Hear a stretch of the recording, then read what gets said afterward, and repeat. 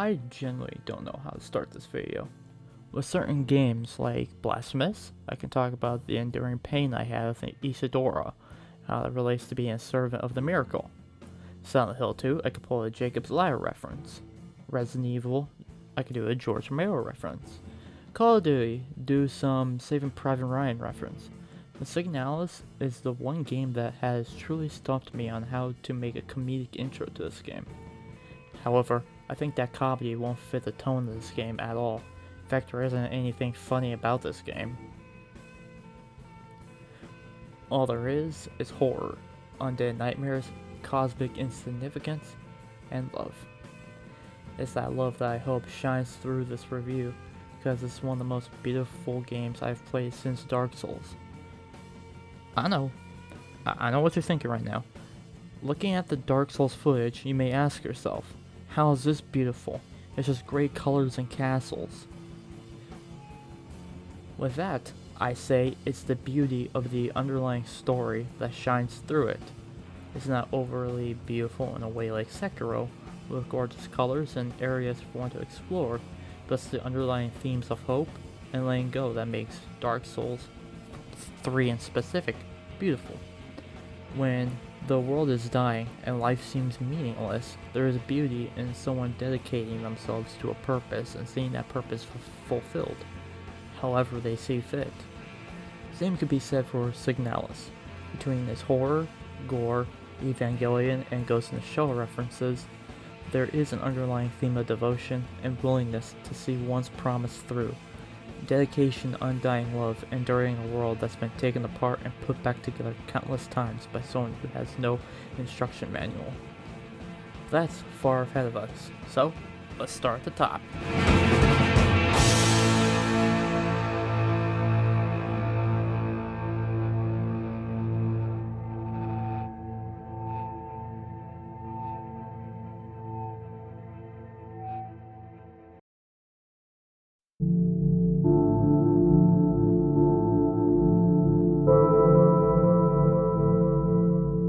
Signalis is a survival horror isometric 2.5D game. God, that's a lot of words to say. It harkens back to the era of Silent Hill 2 and PS1 Resident Evil, the golden era of this genre. It weaves in Lovecraftian horror with Robert W. Chambers' The King in Yellow, the latter making a direct reference. The soundtrack itself has influence from Akira Yamaoka's work with Silent Hill and perhaps a bit of Trent Reznor, though that's just my own speculation. Usually someone would start this video out talking about gameplay or story, but I really want to talk about is the music, because it is so perfect and amazing. It is hauntingly oppressive and violent during the combat parts and boss fights, but also somber and peaceful. Well, as peaceful as a horror game can be. Really reminiscent of Silent Hill and Resident Evil, which fits with the game's core gameplay and storytelling. Its use of original music, as well as classical pieces from Tchaikovsky,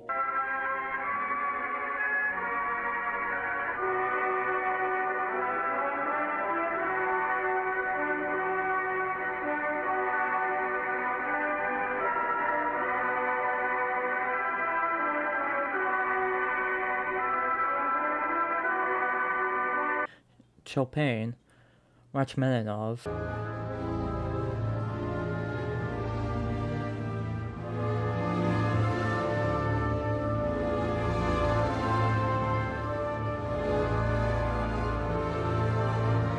Schubert,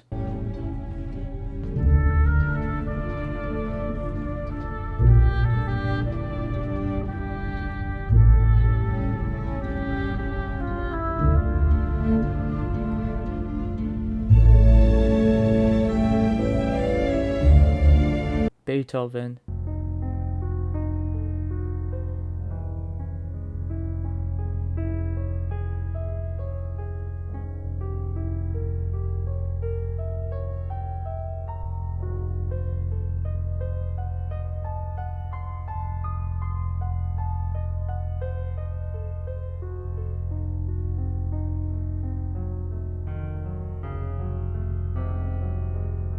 and Vivaldi.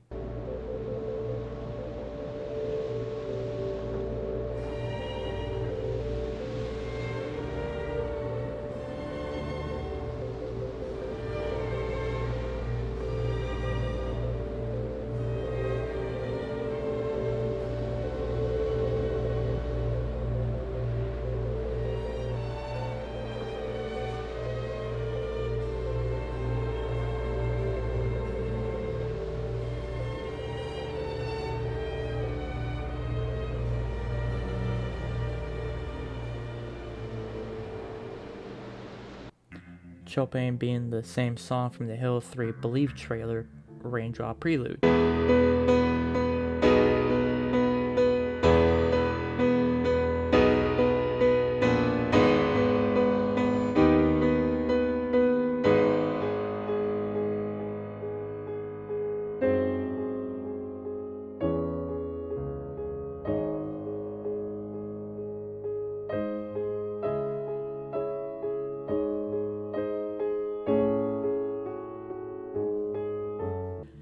The original music uses the most industrial sounds known to man or replica kind, creating an atmosphere of tension and fear, never knowing what kind of terrible horrors lie in wait around the next corner, waiting to bring ruin to Elster.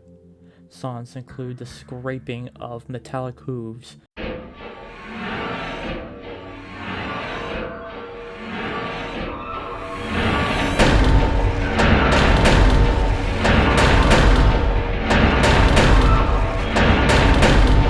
and the screams of the damned plaguing your ears.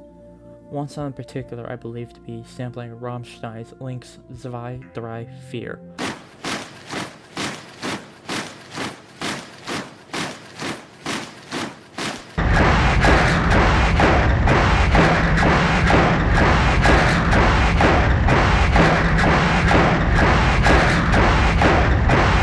Though I could be wrong, it is just eerily similar. Just distorted. A lot of the music is missable though, due to being used in one room or cutscene. Thankfully, you can get the soundtrack on multiple different platforms and mediums of your choosing. I've rambled on about the soundtrack for long enough. You probably forgot this is a game review and not an album review. No, I'm saving that for my Rat Wars review.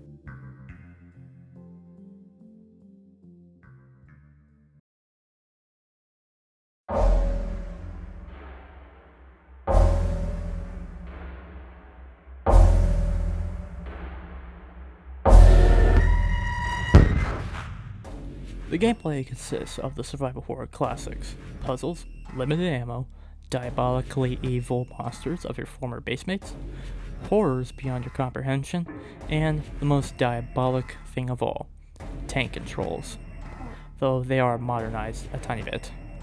The corrupted enemies you face are of the Storches, Stars, Calibris, and Idas. You see the uncorrupted versions of these enemies and can interact with them and get some additional world building or just personal side stories. The only other major characters include Adler, Falka, Ariane, and Isa. Each one of these have a dossier somewhere within the facility that gives added background about them. The puzzles themselves I do think could have been turned up a notch and made a little bit more complex, or adding a puzzle option similar to Silent Hill 2.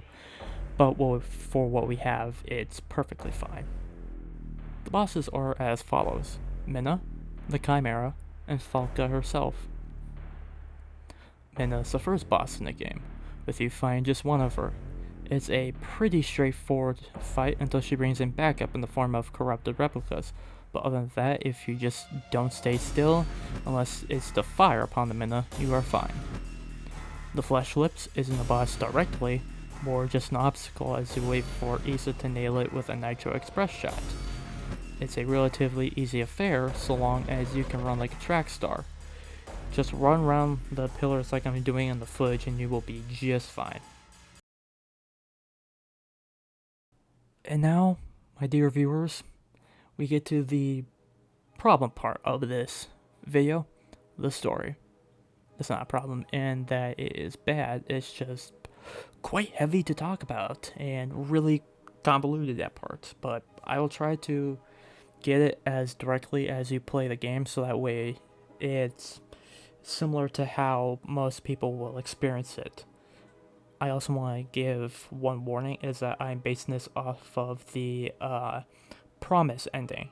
So if you leave memory or artifact, those will obviously be different from what you have, but promise is the one I'm going with because that's the ending I got.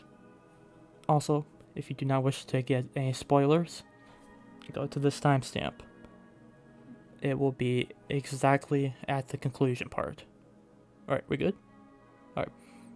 Now that like 90% of my viewership is gone, let's get right into the story in every gory detail. When I say gory, yep, it's exactly that. You're Elster S-2301. You wake up on a crash landing in your Penrose exploration ship. You get out and investigate the damage, all the while carrying a Polaroid of a white-haired lady.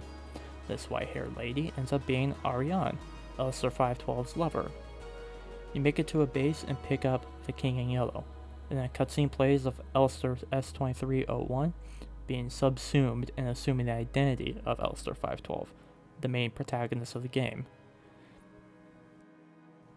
When I say Elster, from this point forward, I am talking about 512, unless I bring up 2301, or it's before this happens, so. The following is the ever downward spiral of trying to find this woman. At about the midpoint of the game, Elster is unsuccessful in her mission to uphold her promise, so another has taken her place to fulfill her promise.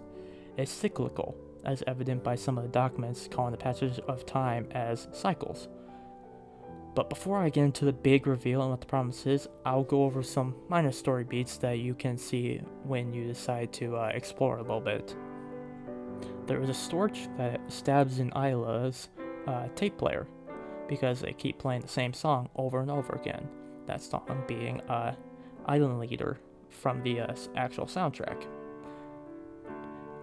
Bayo, a mina found in the mines, is painfully aware that she is replaceable and that they will make another minute unit to do her job. There is a crying Isla and Star, with the only voice acting in the game with sobs. Then there is the flesh of a corruption ages old, hidden deep within the mines to keep the unwanted masses from its gaze. That's where the Lovecraft, the festival, influence comes from. Now it's time to go into some spoiler territory. And this is going to be painful because it's a very sad story. Ariane is bioresonant and has been manipulating the world with this bioresonant ability. So when I said earlier, dedication, undying love, enduring a world that's been taken apart and put back together countless times by someone who has no instruction manual. I was not kidding. She has literally pulled the world apart countless times and has reshaped it for Elster or anyone who dare find her. Each part making it slightly corrupted with this flesh that keeps finding its way into different parts of the place. Like, towards the end of the game, Sierpinski is more flesh than actual metal, and it's really creepy to look at. The only other person who is aware of this is Adler, who is painfully aware of his insignificant attempts to break the cycle, as when Elster dies, Ariane will restart the loop and pick a new Elster S-2301 to then make her Elster 512. The bodies you find of different Elster units in that nowhere are all versions of yourself that have failed at keeping the promise. Okay. You have heard me speak about this promise, so here I will detail what it is, and if you guys want to skip this and go to the timestamp, I completely understand. The promise is that Elster 512 will mercifully kill Ariane, in a similar fashion to James Sunderland and Mary. Ariane is sick due to a faulty reactor that leaks radiation. Elster doesn't have the parts to fix it, so they just cannot, and they spend as much time together until they both die. However, they crash land on Lang, and the cycles begin, the many, many cycles that they have. The promise ending is then that promise being fulfilled. Elster crawls through the final hole, picks up the King Yellow, and after a battle with Falca, she crosses the Red Gate again, not before Adler stabs her through the eye. She is then critically wounded, and then she walks, or trudges, more like, through nowhere to get to the Penrose. She makes it, and Ariane recognizes her and begs her to fulfill the promise. After being begged to, she hesitantly puts her hands around Ariane's throat and grants her her wish, death. As there is literal papers right before the Falca boss fight that are basically her begging to die because the cancer is too much of a problem. It is too painful to even think about, to the point where if she doesn't die soon enough, it will just be agony until she does. So Elster putting her hands around her neck and killing her is the most merciful thing she has ever done in this entire game. Soon after, Elster succumbs to her wounds and joins Ariane in Afterlife, where they can dance forever in peace. It's this ending that I find the most fitting. It's her quest fulfilled, and she is able to join her beloved in death. The cycles have stopped, the Sierpinski facility would be left in peace, its ruins laid bare for anyone to find. Putting all of this together, the gameplay, soundtrack, and the story, I can say that this is one of the most beautiful games I have played. I cannot stress this enough. If anybody has not played this video game, or has not even heard of Signalis until I have released this video, it's like $20. I implore each and every one of you listening to this or watching, find $20 somewhere and buy the game. If you are coming and join us right back from the timestamp I gave you at the start of the story rundown, you guys will have the most beautiful experience to have. It's a game I wish I could wipe my memory and just replay again for the first time, having all hit me at once, for the first time ever, like playing through Halo 3 for the first time, or Silent Hill 2 for the first time, or Dead Space for the first time. Except this one is cheaper, so I suggest this one. In an odd twist of irony, I cannot find a good ending to this video, so I will leave this video to you. Thank you for watching. If I have said anything that has resonated with any of you, or said anything that you find interesting and would like to watch more videos like these, please feel free to subscribe and like the video, share around if you wish. But until then, I'm out.